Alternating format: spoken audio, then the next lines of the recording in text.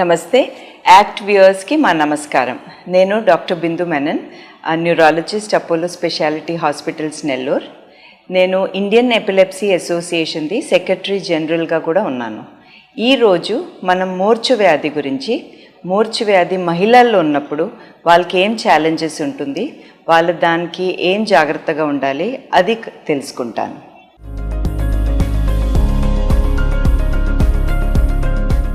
మూర్ఛ వ్యాధి మనకు తెలిసేదే, అది చాలా కామన్గా ఉండే వ్యాధి.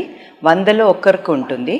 దాంట్లో బాయ్స్, గర్ల్స్, ఆడవాళ్ళలో, మహిళల్లో దీంట్లో ఏమీ డిఫరెన్స్ ఉండదు. ఏ వయసులోనే మూర్ఛ రావచ్చు. కారణాలు వేరే వేరేగా ఉంటుంది. పిల్లలకు ఉండే కారణాలు వేరే, అడాలసెంట్ ఏజ్ దాంట్లో ఉండే కారణాలు వేరే, వయసు అయినప్పుడు 40 సంవత్సరం దాటిపోయినాక కారణాలు వేరే. కానీ ఎవరికైనా ఏ సమయంలోనే మూర్ఛ వ్యాధి రావచ్చు. మూర్ఛ వ్యాధి వస్తే దానికి ఎపిలెప్సీ మనం చెప్పేది. రకరకాలుగా ఫిట్స్ కూడా ఉంటుంది. ఒకటి అయితే అందరికీ తెలిసేది, చేయి కాళ్ళు కొట్టుకోవడం, కింద పడిపోవడం, నొరుగు రావడం, మోషన్ యూరిన్ కూడా ఒక్కసారి వస్తుంది. 1 మినిట్ 2 నిమిషాల దాకా ఉండి పేషెంట్ కొంచెం మత్తుగా ఉండి పేషెంట్ బాగా అయిపోయేది. కానీ దాంతోపాటు ఇంకా కొన్ని రకాల ఫిట్స్ ఉంటుంది. అది పేషెంట్స్, ఫ్యామిలీ మెంబర్స్ ఒక్కొక్కసారి కనుక్కోలేకపోతారు. అది కనుక్కోకుండా ఉంటే మూర్ఛ అయితే జరుగుతూనే ఉంది. పెద్ద ఫిట్ మనం మందులతో కంట్రోల్ చేశాక చిన్న ఫిట్స్ జరుగుతూనే ఉంటే బ్రెయిన్లో కూడా ఇబ్బంది జరిగేది. దాంట్లో ఒకటైతే ఉలిక్కి పట్టడం ఉంటుంది, ఇట్లా జర్క్స్ లాగా వచ్చేది. ఉదయం టైంలో బ్రష్ చేసేటప్పుడు గ్లాసు, పెన్ ఏమైనా తీసుకున్నప్పుడు జస్ట్ ఇలాగా 1-2 సార్లు జర్క్ వచ్చేది. దాన్ని మయోక్లోనిక్ జర్క్స్ చెప్పేది. అది కూడా గమనించాలి, మీ డాక్టర్కి చెప్పాల్సి వస్తుంది. రెండోది కాంప్లెక్స్ పార్షియల్ సీజర్స్ ఉంటుంది. కాంప్లెక్స్ పార్షియల్ సీజర్స్ అంటే పేషెంట్ కింద పడిపోయి చేయికాలు కొట్టుకోవడం ఏం జరగదు. పేషెంట్ కొంచెం కన్ఫ్యూజ్గా ఉంటారు, ఇట్లా చూస్తూనే ఉంటారు, పడిపోరు. కానీ ఇలాగా చూసుకొని చేతు కాళ్ళు ఏదైనా ఉంటే ఒక్కొక్కసారి చేయి ఇలాగా అయిపోవడం, నోరు చప్పరించుకోవడం అట్లా జరిగేది. 1 నిమిషం 2 నిమిషం దాకా ఉంటారు. కొన్నిసార్లు కొంచెం ఎక్కువగా కూడా వచ్చే అవకాశాలు ఉంటుంది.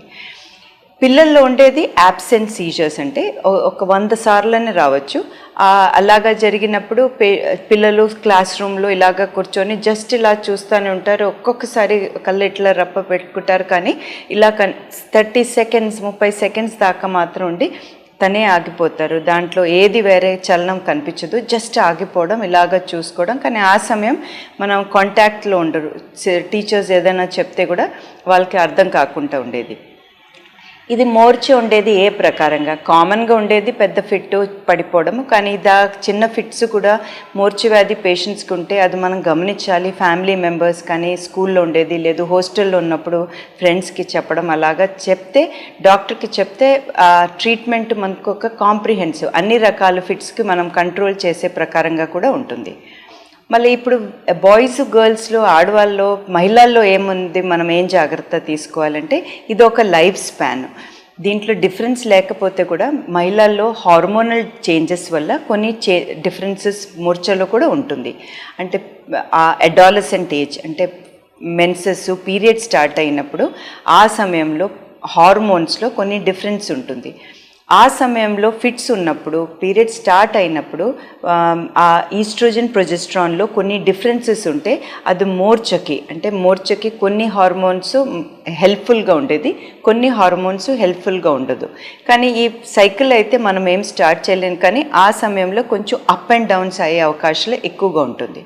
సో మహిళల్లో ఆ ఏజ్లో, ఆ పీరియడ్స్ టైంలో, ఆ నెలలో, ఆ సమయంలో మాత్రం కొన్నిసార్లు ఫిట్స్ ఎక్కువగా అయ్యేది కూడా మనం చూసేది. ఎక్కువగా అయినప్పుడు మనం ఏం చేయాలి, పేషెంట్కి మనం చెప్పేది ఒక డైరీ లాగా ఉంచాలి.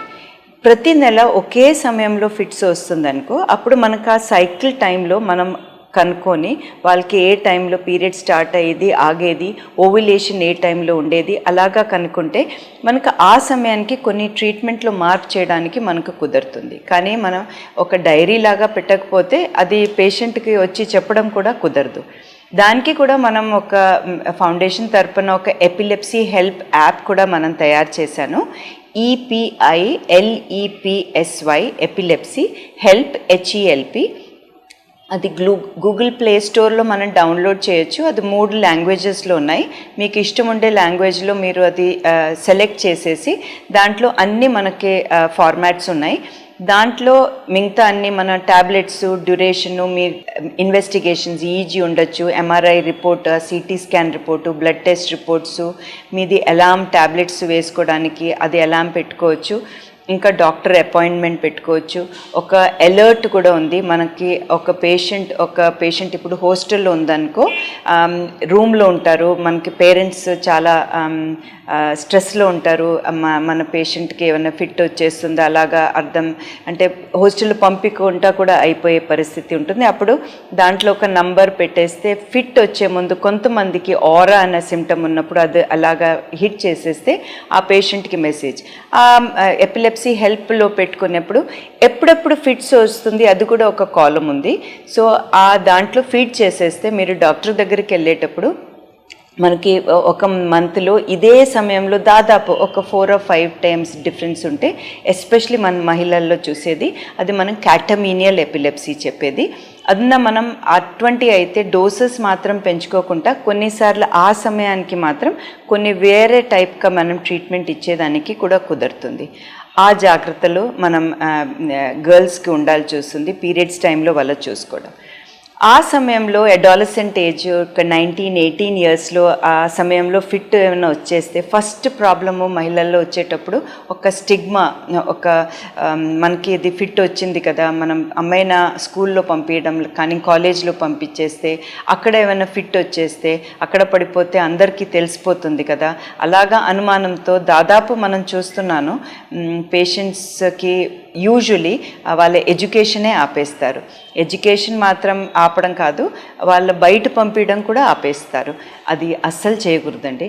ఎందుకంటే ఫస్ట్ వాళ్ళ కాల్లో నిలబడాలి, ఎడ్యుకేషన్ కంప్లీట్ చేయాలి.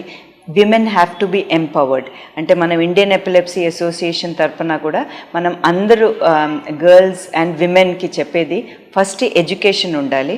ఎడ్యుకేషన్ ఉండాలి, వాళ్ళ కాల్లో నిలబడాలి. జాబ్ చేయాలా లేదా అది వేరే విషయం, కానీ వాళ్ళు ఒక ఇండిపెండెంట్ పర్సన్ లాగా ఉండాలి. సో ఇది స్టిగ్మా అంటే వేరే వాళ్ళు ఏమనుకుంటారో అలాగా అనుకోవడం అది అసలు ఇప్పుడైతే పరిస్థితి కాదు. సొసైటీ చాలా మారిపోయింది. అందరూ బ్రాడ్ మైండెడ్గా అందరికీ తెలిసిపోయింది ఎపిలెప్సీ మూర్ఛ వ్యాధికి ట్రీట్మెంట్ ఉన్నాయి, మనం ట్రీట్మెంట్ చేసే ఆ వ్యాధిని ఎంతవరకు కంట్రోల్ చేయగలుగుతాను. కానీ ట్యాబ్లెట్స్ వాడకపోతే బీపీ షుగర్ లాగా బీపీ ట్యాబ్లెట్, షుగర్ ట్యాబ్లెట్ వాడకపోతే అది కూడా పెరుగుతుంది కానీ బయట కనిపించదు. కానీ మూర్ఛ వ్యాధిలో ఫిట్స్ ట్యాబ్లెట్ ఆపేస్తే బయట కనిపిస్తుంది. దాంట్లో రెండిట్లో డిఫరెన్స్ ఇదే. కానీ ట్రీట్మెంట్ వాళ్ళు ట్రీట్మెంట్ తీసుకుంటే అది కూడా పెరగదు, ఈ మూర్ఛ వ్యాధికి ట్రీట్మెంట్ తీసుకుంటే అది కూడా పెరగదు. సో ఎడ్యుకేషన్ ఆపడం కాదు. సెకండ్ ఉండేది వాళ్ళు డిప్రెస్ అయిపోతారు. మనకి మూర్ఛ వచ్చింది కదా, ఇంకా మనది ఫ్యూచర్ ఎట్లా, మ్యారేజ్లో ఏమైనా ఇబ్బంది అవుతుందా, మ్యారేజ్ చేయడానికి ఇబ్బంది అవుతుందా, తర్వాత ప్రెగ్నెన్సీ డెలివరీకు ఏమైనా బాధలు వస్తుందా. బాధలు ఇబ్బంది అదన్నీ ఉండేది కూడా ఉండొచ్చు, కానీ వాళ్ళు డాక్టర్ దగ్గర సలహా తీసుకునే ఉంటే ఈ ఇబ్బంది రాదు. ఆ ఏజ్ గ్రూప్లో వీసే ఇన్ అడాలసెంట్ ఏజ్ గ్రూప్ ఒక జువెనైల్ మయోక్లోనిక్ ఎపిలెప్సీ అనే ఒక ప్రత్యేకంగా మూర్ఛ ఉంటుంది. అది టాబ్లెట్ వేసుకునే బాగా కంట్రోల్లో అయిపోయేది, కానీ బాగా సెన్సిటివ్గా ఎపిలెప్సీ ఉంటుంది. దేంతో సెన్సిటివ్ ఉండేది, ఎస్పెషలీ మనం గర్ల్స్కి మహిళలకి చెప్పేస్తే, ఒకటైతే మందులు వేసుకోకపోతే, ఒక్క టాబ్లెట్ కూడా మిస్ అయిపోతే వాళ్ళకి మళ్ళీ ఫిట్ రావచ్చు. జువెనైల్ మైక్లు అంటే ఇలాగ జర్క్స్, మనం చెప్పాను ఇంతకుముందు, ఉలిక్కి పట్టడం, మళ్ళీ పెద్ద ఫిట్స్ కూడా రావడం. మందులు మిస్ చేస్తే ఏ ఫిట్స్కి కూడా ఇబ్బందే. ఒక్క పూట మిస్ చేస్తే కూడా కొంతమందికి సెన్సిటివ్ ఎపిలెప్సీ ఉంటుంది కాబట్టి ఫిట్స్ రావచ్చు. రెండోది నిద్ర తగ్గిపోతే.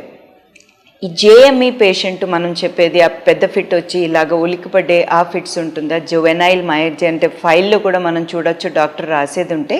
మిగతా ఫిట్స్ వాళ్ళు కూడా చాలా జాగ్రత్తగా ఉండాలి, కానీ ఈ ఫిట్స్లో కంపల్సరీగా నిద్ర సరిగ్గా కరెక్ట్ టైం, అది కాకుండా ప్రాపర్ టైంలో కూడా ఉండాలి. అంటే 12 o'clock నైట్లో పడుకొని ఉదయాన్నే 7 o'clock 7 గంటకి లేసేస్తే నేను 8 గంటలు నిద్రపోయాను అలా చెప్పడం కాదు.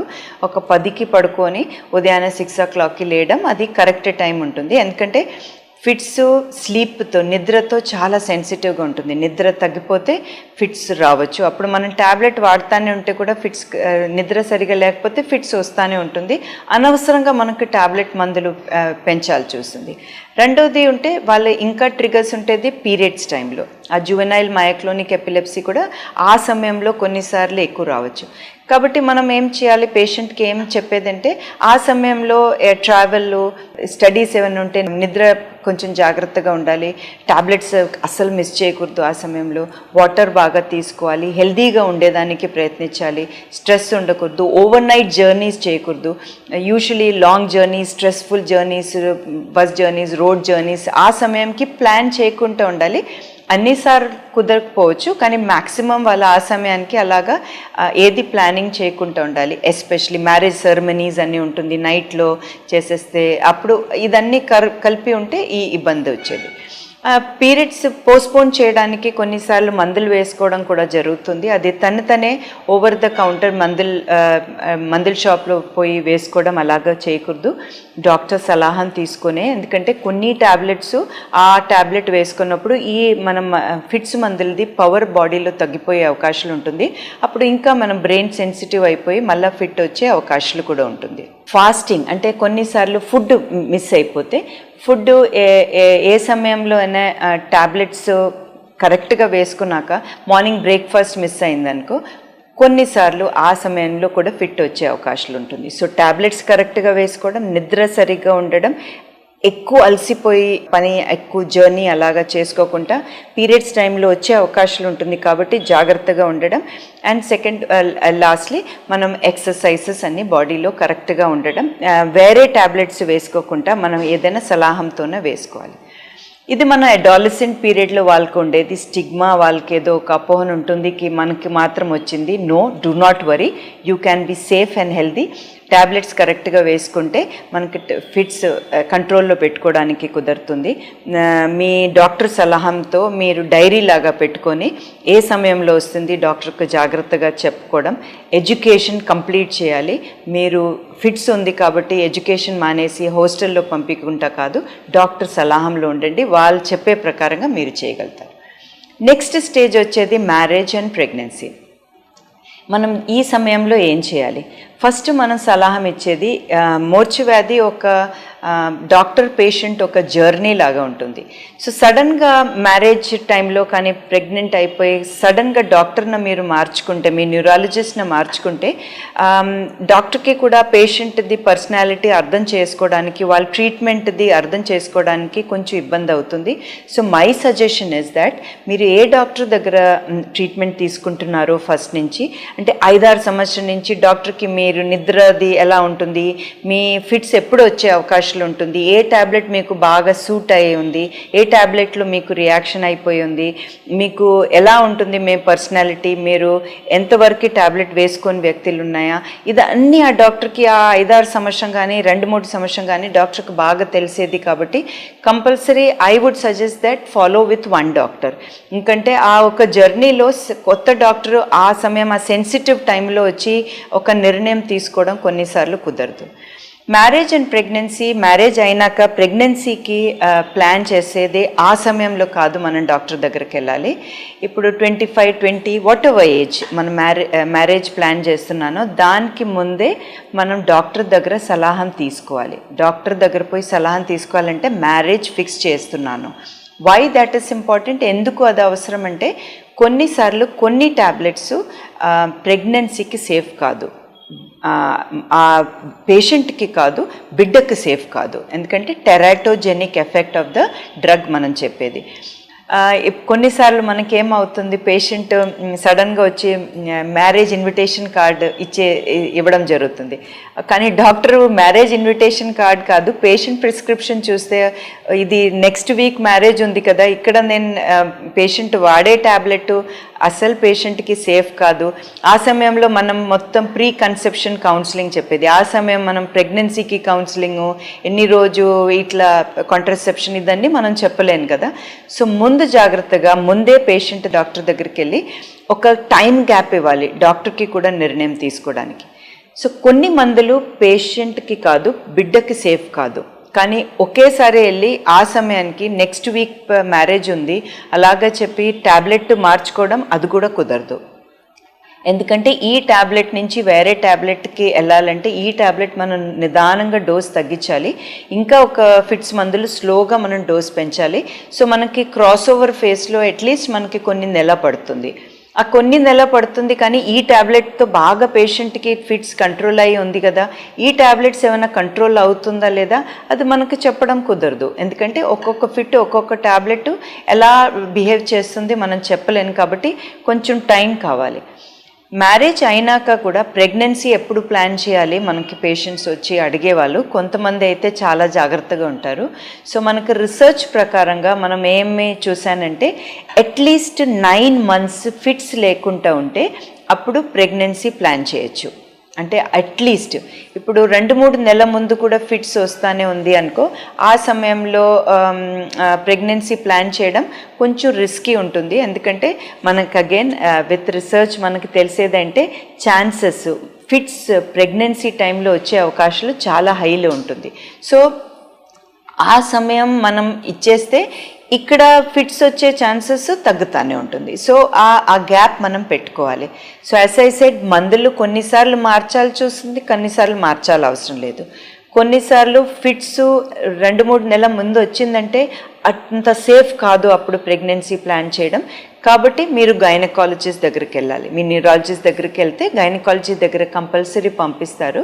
గైనకాలజీ దగ్గర వాళ్ళ కాంట్రాసెప్షన్ ఏది method of contraception A tablet వాడుతున్నారో ఆ ప్రెగ్నెన్సీ ప్రకారంగా ఏది మనకు ప్రెగ్నెన్సీ కొన్ని నెల పోస్ట్పోన్ చేయడానికి ఉంటుంది. So that there is a planned pregnancy.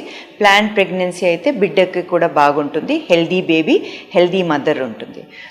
ఆ సమయంలో it is also essential folic acid అనే ఒక ట్యాబ్లెట్ వాడాలి. ఇక్కడ మనం చెప్పేది కూడా పేషెంట్ అవేర్నెస్ పెంచుకోవాలి కానీ ట్రీట్మెంట్ తనే ఏది కూడా చేయకూడదు. దాంట్లో ఒకటే ఉంటుంది, మ్యారేజ్ అయిపోతే ఇమీడియట్గా ఇంట్లో వాళ్ళకి తెలిసిపోతుంది అలాగా అనుకొని ట్యాబ్లెట్ స్టాప్ చేసేస్తారు. ట్యాబ్లెట్ స్టాప్ చేస్తే ఏమవుతుంది, కంపల్సరీ ఫిట్ వచ్చేస్తుంది. ఫిట్ వచ్చేస్తే ఏమవుతుంది, ఇంకా మనకి ఇంత సేఫ్గా ఒక సంవత్సరం దాకా ఫిట్ లేకుండా వ్యక్తికి ఇప్పుడు ఫిట్ వచ్చేస్తే ఇంకా మీకు ప్లానింగ్ ఆఫ్ ప్రెగ్నెన్సీ అన్నిట్లో కూడా ఇబ్బంది అవుతుంది. సో బిడ్డకి ప్రాబ్లం వస్తుందా లేదా ట్యాబ్లెట్స్ వల్ల? Yes, there is a teratogenic effect. 1 to 4% chance ఉంటుంది. కొన్ని ట్యాబ్లెట్స్కి ఎక్కువ ఉంటుంది కాబట్టి మనం ఆ అన్సేఫ్ ట్యాబ్లెట్ నుంచి సేఫ్ ట్యాబ్లెట్స్కి రావాల్సి వస్తుంది. తనే ఏది కూడా ప్రిస్క్రిప్షన్ మార్చుకోకూడదు. గూగుల్లో కానీ ఎక్కడైనా చదివి కానీ ఈ ట్యాబ్లెట్ మాకు సేఫ్ కాదు కాబట్టి నేను ఇది స్టాప్ చేసేస్తాను, ఈ ట్యాబ్లెట్ సేఫ్ కాబట్టి ఇదిలో మార్చేస్తాను, అస్సలు చేయకూడదు. ఫోలిక్ యాసిడ్ ఆ విధంగా ట్యాబ్లెట్ కూడా మనం మూర్ఛవ్యాధి ట్యాబ్లెట్స్ కోసం పెట్టేది. ఎందుకంటే బిడ్డకి ఏదైనా ట్యాబ్లెట్ వల్ల ఇబ్బంది అవుతుందో అది తగ్గేదానికి. కానీ అది కూడా సెల్ఫ్ మెడికేషన్ ఉండకూడదు, డాక్టర్ సలహాంతో. సో మీరు ఏ డాక్టర్ దగ్గరికి వెళ్తున్నారో అదే డాక్టర్ దగ్గరికి వెళ్ళాలి. మ్యారేజ్ ప్లాన్ చేసే టైంకేనే మనం ముందే వెళ్ళాలి. సో దట్ ట్యాబ్లెట్స్ మార్చుకోవడానికి కుదురుతుంది. సేఫ్ ప్రెగ్నెన్సీ సేఫ్ బేబీ కోసం gynaecologist as well as neurologist consultation ఉంటుంది. వాళ్ళు ఇద్దరు మనకి ప్లాన్డ్ ఉంటుంది. ఫోలిక్ యాసిడ్ పెట్టుకోవడం, సీరియల్ స్కానింగ్స్ ఉంటుంది, అంటే బేబీకి ఏమైనా హామ్ ఉంటుందా అది కనుక్కోవడానికి.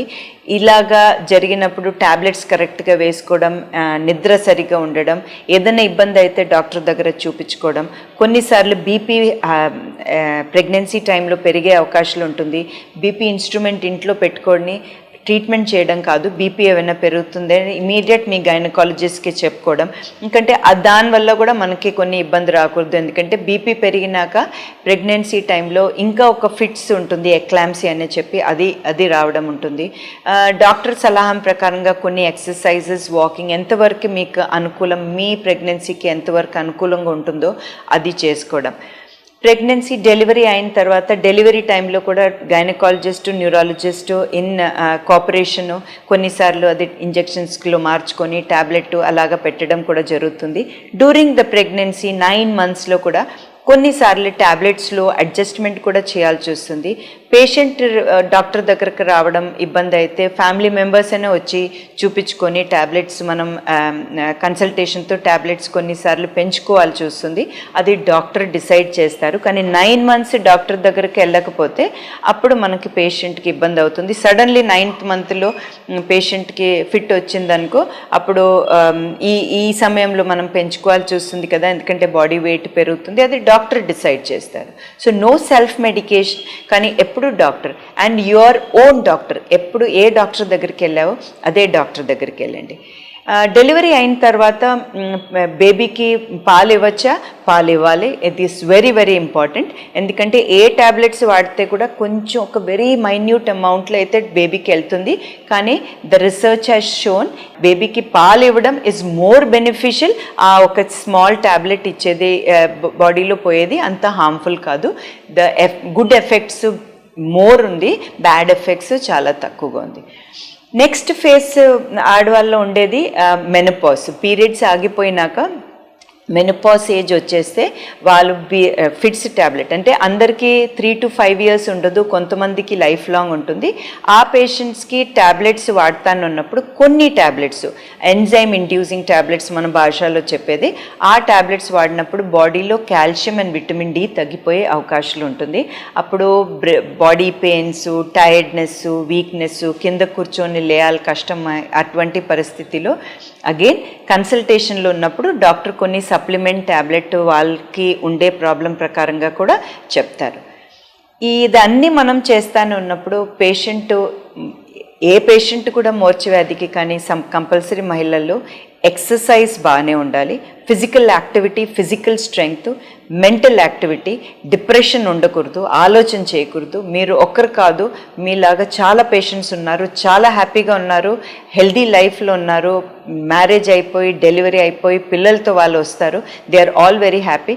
కానీ ప్రొవైడెడ్ వాళ్ళ డాక్టరు గైనకాలజిస్ట్ దగ్గర కన్సల్టేషన్లో ఉంటే ఏ ట్యాబ్లెట్స్ సేఫ్ అన్సేఫ్ అని చూసుకొని ట్యాబ్లెట్ డోసెస్ మార్చుకొని ప్రత్యేకంగా ప్రెగ్నెన్సీ టైంలో వాళ్ళకి కావాల్సిన టైంలో ఆ అల్ట్రాసౌండ్స్ కొన్ని బ్లడ్ టెస్ట్ చేసుకొని అడ్జస్ట్ చేస్తూనే ఉంటే వాళ్ళకి ఏమీ ఇబ్బంది రాదు. Even with epilepsy you can be fit for life అని మనం చెప్పేది. మూర్ఛవ్యాధి ఉంటే కూడా ఆ లైఫ్ స్పాన్ అడాలసెంట్ నుంచి మెనార్కీ నుంచి మ్యారేజ్కి, pregnancy, delivery, పాలిచ్చేటి, lactation, menopause age అన్నిట్లో కూడా మనకు ఒక డాక్టర్తో జర్నీతో పాటు ఉంటే you can be healthy with life. Thank you.